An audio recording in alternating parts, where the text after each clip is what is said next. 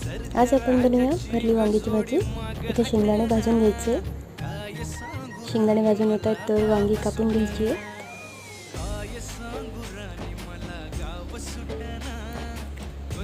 आता आपण धणे भाजून घेऊया।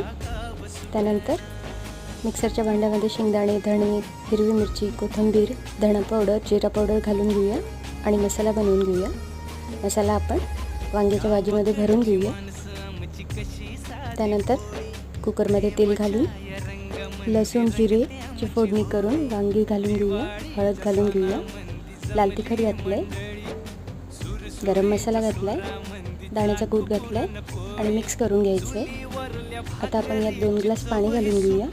चवीप्रमाणे मीठ घालून घेऊया आणि कुकरची एक शेट्टी करून तयार आहे चमचमीत रस्सेदार अशी वांग्याची भाजी।